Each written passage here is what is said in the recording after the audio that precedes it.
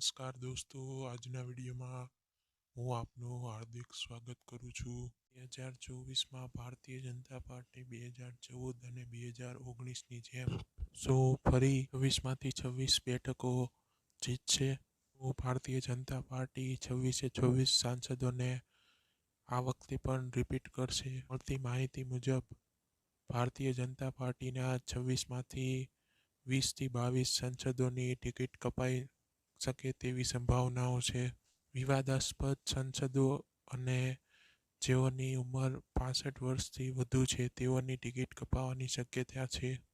જેઓની ticket કપાઈ શકે છે તેમાં કોણ કોણ હોઈ શકે? મળતી માહિતી મુજબ તેમાં ભરતસિંહ ડાભી, દીપસિંહ રાઠોડ, ગીતાબેન રાઠવા, મનસુખ વસાવા, હસમુખ પટેલ, કેસી પટેલ, મોહન કુંડારિયા, રમેશ ધડુક, ડૉક્ટર મહેન્દ્ર મુંજપરા, ડૉક્ટર ભારતીબેન શિયાળ, નારણ કાછડિયા, પરબતભાઈ પટેલ, મિતેશ પટેલ, દેવુસિંહ ચૌહાણ, રાજેશ ચુડાસમા, રંજનબેન ભટ્ટ, કિરીટ સોલંકી, શારદા પટેલ અને વિનોદ ચાવડા આ સાંસદોનો સમાવેશ થાય છે. હવે જોવાનું એ રહ્યું કે ભારતીય જનતા પાર્ટી આમાંથી ખરેખર કેટલાની ટિકિટ કાપે છે, કોને ઘેર બેસાડે છે અથવા આમની સિવાય પણ કોઈની ટિકિટ કાપે છે કે નહીં, તે તો આવનારા સમયમાં જ આપણને ખબર પડી શકે. આજના વિડીયોમાં આટલું જ.